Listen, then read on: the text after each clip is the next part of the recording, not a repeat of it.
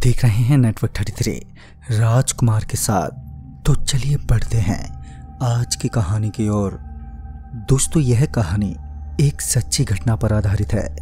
मेरा नाम विकास सिंह है और यह बात आज से तकरीबन 15 साल पहले की होगी, जब हमारे गांव में कुछ ऐसी अनहोनी हो गई जिसके बाद हमारा गांव हमेशा हमेशा के लिए उजड़ गया और फिर वह गांव फिर कभी नहीं बसा। मेरे गांव का नाम नरही है। खैर, अब तो हम शहर आ गए हैं। अब तो हमारा कामकाज दिल्ली में चलने लगा है। यह बात लगभग 15 साल पहले की है, जिस समय मेरा गांव नरही एक बहुत ही छोटा लेकिन सुखी गांव था। ऐसा गांव था जिसमें किसानों और देश से जुड़ा एकदम देसीपना था। लेकिन इस गांव की बर्बादी कुछ इस तरह हुई जैसे कि ताश के पत्ते बिखरते चले जाते हैं, उसी तरह यह गांव भी बिखरता चला गया। हुआ कुछ ऐसा कि साल 1999 से साल 2000 के दौर तक सब कुछ ठीक था। मेरी उम्र उस समय तकरीबन 17 साल की थी। उस समय मैं अपने गांव के ही एक हाई स्कूल में पढ़ा करता था, जबकि मैंने अपने 12th की पढ़ाई अपने गांव से ही करी थी। शुरू से ही मैं गांव में ही था, तो मैं गांव को काफ़ी अच्छे से जानता था और समझता था। हमारे गांव में भूत प्रेत के किस्से तो छोटे मोटे काफ़ी हुए हैं। जैसे कभी किसी में भूत समा जाता है तो कभी किसी को भूत पकड़ लेता है। फिर उसके बाद तांत्रिक बाबा आते हैं और उसका झाड़ फूक होता है। ऐसे ही कई किस्से बहुत हुए हैं। लेकिन इसके बाद कुछ ऐसा हुआ, आने वाले समय में बहुत खराब दिनों से गांव वालों को गुजरना पड़ा और एक एक करके सारा का सारा गांव रातों रात खाली हो गया। वो समय दशहरा का था और दशहरा के समय वैसे ही गांव वाले थोड़े चौकन्ने रहते थे, क्योंकि दशहरे के समय लोगों का मानना था कि चुड़ैल प्रेत इन सब का घूमना फिरना कुछ ज़्यादा होता है। हमारे गांव से ठीक हटके बहुत सारे खेत थे और उन खेतों के ठीक उस तरफ सिर्फ एक पेड़ था, जो कि पीपल का पेड़ था। अगर गांव में किसी को भूत पकड़ लेता या फिर किसी पर काला जादू होता या फिर किसी को टोना टोटका करना होता तो वो सभी उसी पेड़ के पीछे जाते थे। इसी तरह एक दशहरा के समय अचानक गांव में मौतें होनी शुरू हो गईं। हर कुछ दिन बाद किसी एक जवान आदमी की लाश सड़क पर पाई जाती और जैसा कि गांव काफ़ी छोटा था, इसलिए यह खबर और तेजी से पूरे गांव में फैलने लगी। किसी को समझ नहीं आ रहा था कि आखिर ये हो क्या रहा है। हर उस काली रात को, जैसे काली चौदस की रात, अमावस्या की रात या फिर कुछ इन रातों को छोटे बच्चे या फिर जवान पुरुष लापता हो जाते थे। ढूंढने पर उनके घर वाले पाते कि उनकी लाश कटी फटी हालत में मिलती, जहां उनके शरीर में खून का एक भी कतरा मौजूद नहीं होता। ऐसा अक्सर तो नहीं, लेकिन हर महीने 1 या 2 लाशें ज़रूर मिलती थी। गांव में सब काफ़ी चौकन्ने रहने लगे और गांव में सब भूत प्रेतों पर बहुत यकीन रखते थे। इसलिए सबने एक बहुत बड़े महात्मा को बुलाने का फैसला किया। वह महात्मा जब गांव में आए तो उन्होंने लोगों की सारी बातें सुनी और उसके बाद उन्होंने कुछ मंत्र के जरिए यहाँ पर कुछ नकारात्मक ऊर्जाओं का संकेत बताया। उनके मुताबिक इस गांव में नकारात्मक ऊर्जा का वास है और इसी गांव में 3 चुड़ैलों ने अपना घर बना लिया है। यह ऐसी चुड़ैल है जो कि जवान पुरुष का खून पीना पसंद करती है और वहीं शैतानों की पूजा के लिए यह मासूमों की बलि देती है। इन 3 चुड़ैलों का इस गांव से कोई गहरा नाता है। यह पूरे गांव वालों से किसी बदले के मकसद से यहाँ पर आई हैं। फिर महात्मा जी ने कहा कि अगली काली चौदस की रात को हम उसी पीपल के पेड़ के नीचे हवन करेंगे और उसके बाद ही हमें इन चुड़ैलों के मकसद के बारे में पता चलेगा। फिर सभी लोग आने वाली काली चौदस की रात का इंतजार करने लगे और फिर काली चौदस की रात भी आई और महात्मा जी भी आए और फिर गांव के कुछ मुख्य लोग और महात्मा जी उस पीपल के पेड़ के पास जाकर हवन की तैयारी करने लगे। हवन आधी रात में शुरू हुआ और उस हवन में मेरे दादाजी भी गए थे। हवन सूरज की पहली किरण निकलने तक चलने वाला था तभी हवन होना शुरू हुआ और महात्मा जी मंत्रों का उच्चारण करने लगे। हवन शुरू होने के कुछ ही देर बाद तेज आंधियां चलने लगी, पेड़ जोर जोर से हिलने लगे और वातावरण एकदम अशांत हो गया। महात्मा जी ने कहा, मुझे पता चल गया है यह सब क्यों हो रहा है और कैसे हो रहा है। आज हम पूरी तैयारी से यहाँ पर नहीं आए हैं। महात्मा जी चिल्लाते हुए बोले, सबके सब भागो यहाँ से, कोई भी रुकना मत और गलती से भी पीछे मत देखना। इतना कहने के बाद हम सब वहाँ से भाग आए, लेकिन महात्मा जी ने हम सबको आज दोपहर के 12 बजे सरपंच जी के पास मिलने को कहा। उस समय गांव में एक अजीब ही डर का माहौल था। कुछ लोग कहते थे गांव को किसी की हाय लग गई है। अब सब लोग अकेले निकलने से भी डर रहे थे। फिर सरपंच जी के घर पर गांव के बड़े बुजुर्ग और वही कुछ लोगों की आपस में बातचीत हुई। तभी महात्मा जी ने कहा, देखो इस गांव में कोई तो औरत ऐसी है जो जादू टोना करती है और वह अपने शिकार को पहले अपने जाल में फंसाती है और फिर उसका खून चूस लेती है या फिर उसकी बलि चढ़ा देती है। महात्मा जी के मुताबिक अब इसका पता लगाना बहुत ही ज़रूरी था कि आखिर गांव में यह सब हत्याएं कौन कर रहा है। महात्मा जी को पता था कि ये सब कोई चुड़ैल कर रही है या फिर कोई तंत्र विद्या करने वाली कोई औरत कर रही है। तभी महात्मा जी ने कहा कि अगले हफ्ते वो 2 तपस्वी साधुओं को इस गांव में लाएंगे जो कि तंत्र साधना में माहिर हैं। अगले हफ्ते गांव में महात्मा जी और उनके साथ 2 तपस्वी साधु भी आ गए।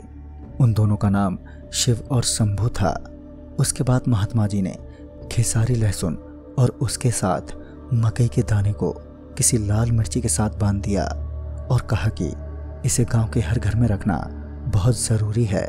फिर उन्होंने इसी मामले को एक नींबू के साथ जोड़ा और कहा, यह नींबू लाल हुआ, समझ जाना वहीं से यह नकारात्मक ऊर्जा की शुरुआत हो रही है।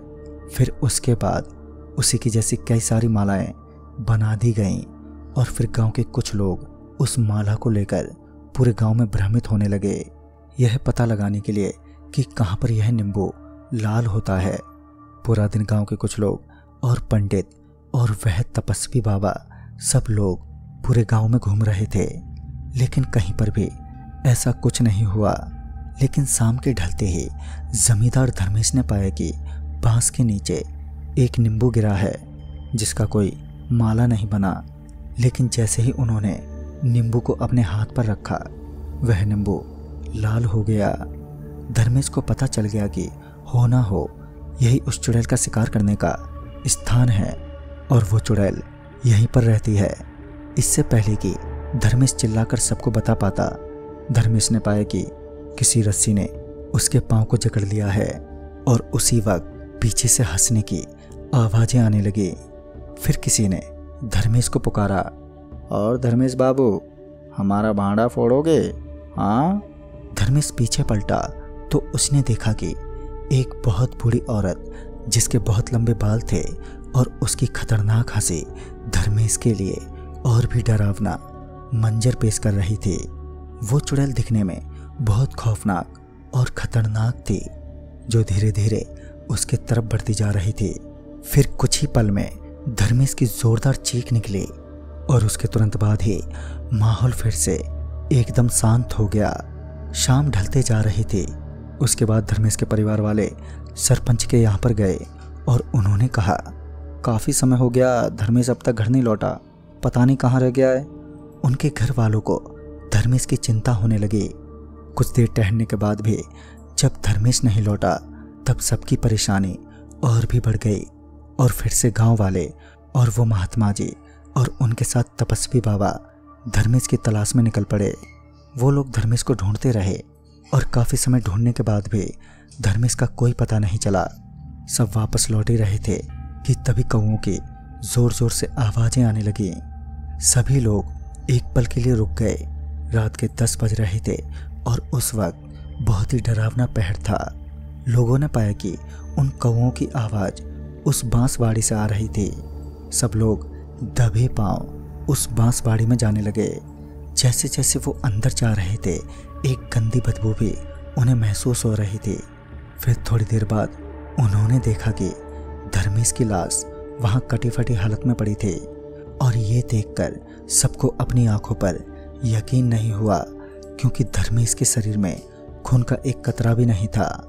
फिर उन तपस्वी ने देखा कि धर्मेश के शरीर से ठीक 2 गज की दूरी पर नींबू से बना हुआ वो माला पड़ा हुआ था जो बाबा ने सबको दिया था। फिर उन दोनों तपस्वी बाबा ने चिल्लाते हुए कहा, सब लोग पीछे हट जाओ, वह चुड़ैल यहीं आसपास है, और सब लोग लाल सिंदूर के घेरे में आ जाओ। अगर इस घेरे में रहोगे तो चुड़ैल कुछ नहीं बिगाड़ पाएगी। उसी वक्त सब में अफरा तफरी मच गई। सब लोग बुरी तरह से घबराने लगे। फिर बाबा ने कहा, घबराओ मत, लाल सिंदूर का घेरा बनाओ और उसके बीच रहो। फिर उसके बाद महात्मा जी और उन दोनों बाबाओं ने कुछ मंत्रों के साथ अपने हाथ में एक लकड़ी लिए किसी तरफ जाने लगे। और फिर जो हुआ, किसी के लिए विश्वास कर पाना नामुमकिन था। शिव और शंभू जो 2 तपस्वी बाबा थे, वह दोनों बांसवाड़ी के थोड़े भीतर जाने लगे और जब वहां से आए तो अपने हाथ में छड़ी लिए एक औरत को बाल से घसीटते हुए बाहर लाए। सब लोग उसे देखकर चौंक गए। फिर बाबा ने कहा, यही है वह भुरिया चुड़ैल। यह ऐसी चुड़ैल होती है जो शाम ढलने के बाद शिकार करती है। यह रूप बदलने में माहिर होती है। यही है वो जो इतने समय से गांव के मासूम लोगों की जान ले रही थी। फिर सभी लोगों ने उस चुड़ैल को एक खूंटे से बांध दिया। फिर इसके बाद गांव में अब मौतें नहीं होती थी। फिर उस औरत ने कहा कि वो कोई चुड़ैल नहीं, बल्कि वो तो सीधी सादी एक गरीब औरत है जो भीख मांगकर जिंदा रहती है, जो सिर्फ लोगों का भला सोचती है। वो कोई बुरिया चुड़ैल नहीं है। सबने तय कर लिया था कि उसे मारना है, क्योंकि सारे सबूत उसके खिलाफ थे। नींबू उसके पास जाकर ही लाल हो जाता था और महात्मा जी के लोहे का जो कमंडल था उसे छूने मात्र से ही उस चुड़ैल को जोरदार झटका लग जाता। ये सब साफ संकेत थे कि वही चुड़ैल थी। महात्मा जी के मुताबिक चुड़ैल को पूर्णिमा की रात को मारना होगा और इसे उसी वक्त जलाना होगा, ताकि फिर इसका प्रकोप कभी दोबारा इस गांव पर न दिखे। फिर सभी लोग अगली पूर्णिमा की रात का इंतजार करने लगे। और फिर अगली पूर्णिमा की रात आई तो गांव के सभी लोग गांव के बीचों बीच वाले मैदान पर इकट्ठा हुए, क्योंकि वहीं चांद की पूरी रोशनी गिरती थी। उसके बाद महात्मा जी और उन तपस्वी बाबाओं ने मसाल हाथ में लिया और उसके ऊपर मिट्टी का तेल छिड़क कर उसे जिंदा जला दिया। वो चीखती रही, चिल्लाती रही कि उसे छोड़ दें, पर गांव वालों का गुस्सा काफ़ी ज़्यादा था और मरते मरते उसने इस गांव को श्राप दे दिया था कि जिस तरह आज की रात उसका तमाशा बना है, इसी तरह इस गांव का भी तमाशा बन जाएगा और ये गांव शमशान में तब्दील हो जाएगा। उस चुड़ैल को गांव वालों ने जिंदा जला दिया। फिर उसके बाद कई महीने बीत गए, पर गांव में कुछ भी खौफनाक घटनाएं नहीं घटी और ना ही कोई अनहोनी हुई। पर गांव अभी तक दहशत की किसी आंधी से गुजरने वाला था, जिस बात से सब अनजान थे। एक बार एक मोहनलाल नाम का शख्स, जो कि देर रात बाजार में फसलों को बेचकर आ रहा था, देर रात उसकी साइकिल की चैन उतर गई और फिर वो वहां से पैदल आने लगा। इस रात सिर्फ एक ही रात थी जब वो देर से पहुंचा। वो अपनी धुन में मस्त था। उसे पूरा यकीन था चुड़ैल तो मर गई है, अब वो बेफिक्र होकर निकल सकता है। लेकिन ये उसकी गलत फहमी थी। थोड़ी दूर आगे जाने पर उसे सामने कोई आदमी खड़ा दिखा। वो जब थोड़ा उसके नज़दीक गया तो उसने पाया कि वो आदमी रामलू है, जो उसकी गाय को चारा देता है। वो उसके नज़दीक गया और बोला, और रामलू, इतनी रात को यहाँ पर क्या कर रहे हो? पर रामलू की तरफ से कोई जवाब नहीं आया। मोहनलाल अकेला ही बड़बड़ाता रहा, लेकिन फिर रामलू ने अपना रास्ता मोड़ते हुए उस बांसबाड़ी की तरफ जाने लगा। फिर मोहन ने सोचा कि ये रामलू इतनी रात को उस बांसबाड़ी की तरफ क्यों जा रहा है। फिर मोहन भी उसका पीछा करते करते उस बांसबाड़ी में पहुंच गया और फिर उसने देखा कि उसके बाद उसका कलेजा ही जैसे बाहर आ गया हो। उसने देखा कि वो कोई रामलू नहीं, बल्कि वो एक खतरनाक चुड़ैल है, जिसकी 2 बड़ी बड़ी दांतें बाहर की तरफ निकली हुई हैं। और तभी उसने एक झपटा मोहन पर मारा और उसके साथ ही मोहन की उस अंधेरी रातों में भयानक चीख निकल गई। उस घटना के कुछ ही दिन बाद अचानक गांव में पानी की खलक पड़ गई। गांव वालों को पानी नहीं मिल रहा था। जिस कुआं से सब पानी लिया करते थे उस कुएं का पानी ही जहरीला हो गया था और वो कुआं भी बाद में सूख गया। लोगों को पानी के लिए दूर नदी से बाल्टी भर के लाना पड़ता था। उस वक्त बहुत बड़ी आफत आ गई थी, लेकिन ये तो कुछ भी नहीं था। फिर अचानक एक रात गांव के पीछे वाले जंगल में आग लग गई, जिससे वो आग फैलती फैलती खेतों में पहुंच गई, जिससे सारी फसल बर्बाद हो गई। उस आग की वजह से बहुत सारे पेड़ पौधे जानवर जलकर मर गए। अब लोगों की बारी थी। जब भी कोई अकेला सुनसान सड़कों से गुजरता तो उसे पीछे से झुमके और बालियों के थड़कने की आवाजें आती और फिर वो शख्स इस जाल में ऐसा फंसता कि बस अपनी जिंदगी से हाथ धो बैठता। ये सिलसिला बहुत गहरा चला। रात में लोगों को उसी मैदान से चीख की एयर के साथ हंसी की आवाजें सुनाई देती। अब लोग हर पल खौफ में जी रहे थे। फिर धीरे धीरे गांव में अब अजीब घटनाएं होने लगी। लोगों की गाय भैंसें मरने लगी। पूरे गांव में अब मातम ही मातम छा गया। गांव में अब फिर से एक बार लोगों की लाशें मिलने लगी। इतना सब होने के बाद फिर लोगों ने वही महात्मा जी को बुलाना चाहा, लेकिन लोग ये सुनकर और ज़्यादा डर गए कि महात्मा जी भी अब इस दुनिया में नहीं रहे। उन्हें भी एक रात किसी पूजा में जाना था और फिर देर रात तक वो घर पहुंचे ही नहीं। बाद में हमें उनकी लाश ही मिली। ये सुनकर सबके रोंगटे खड़े हो गए और सबको यकीन था कि ये उसी चुड़ैल ने अपना पहला शिकार इन महात्मा जी को बना लिया। अब गांव वालों के पास सिर्फ एक ही रास्ता था खुद की जिंदगी बचाने का, कि वो सभी के सभी उस गांव को छोड़ दें। लेकिन ये इतना आसान भी नहीं था। लोगों के घर जमीन खेत सब वहीं पर थे, लेकिन उन्हें मजबूरन जिंदगी और जमीन में से एक चुनना था। और फिर तभी उन्होंने जिंदगी चुनी। धीरे धीरे कुछ घर खाली हो गए और फिर देखते ही देखते सारे ही खाली हो गए। फिर कुछ लोगों ने कुछ समय बिताया, पर उनमें से कोई जिंदा नहीं बच सका। फिर कुछ सालों बाद महेंद्र चौहान ने वापस इस गांव को बसाने की सोची थी, पर उस चुड़ैल का आतंक इतना ज़्यादा था कि सब बर्बाद हो गया।